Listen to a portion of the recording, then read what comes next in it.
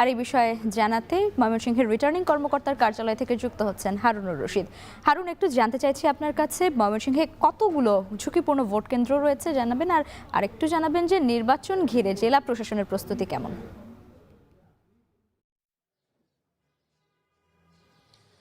ত্রয়োদশ জাতীয় সংসদ নির্বাচনকে কেন্দ্র করে জেলা প্রশাসন বা রিটার্নিং কর্মকর্তার যে প্রস্তুতি সেটি সম্পন্ন হয়েছে। আমরা দেখতে পাচ্ছি যে ইতিমধ্যেই যে নির্বাচনের ভোট গ্রহণের যে সামগ্রী, ব্যালট পেপার, ব্যালট বাক্স সহ অন্যান্য যে আনুষাঙ্গিক সামগ্রী রয়েছে সেই সামগ্রীগুলো কিন্তু ইতিমধ্যেই বেশ কিছু উপজেলায় গতকালই প্রেরণ করা হয়েছে।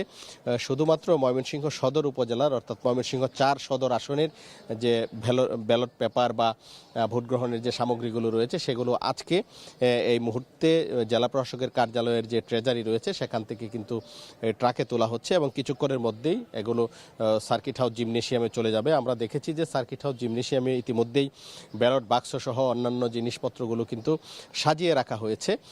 এখন এই ট্রেজারি থেকে ব্যালট পেপারগুলো নিয়ে যাওয়া হবে এবং ব্যালট পেপারগুলো নিয়ে যাওয়ার পর কেন্দ্রভিত্তিক যেখানে যতগুলো ব্যালট পেপার দেওয়ার দরকার সেগুলো দিয়েই কিন্তু একেবারেই প্রস্তুত রাখা হবে।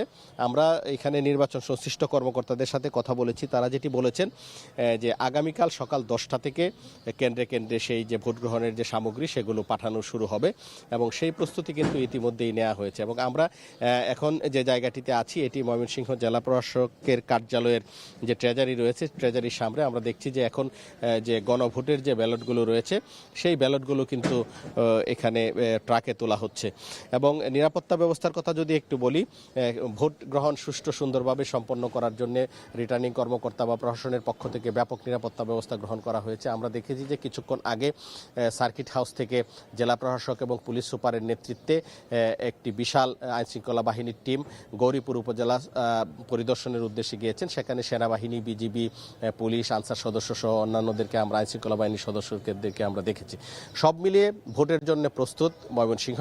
11টি আসনে শান্তিপূর্ণ ভোট গ্রহণের সব প্রস্তুতি সম্পন্ন করেছে প্রশাসন। তো এই ছিল আমার কাছে সর্বশেষ।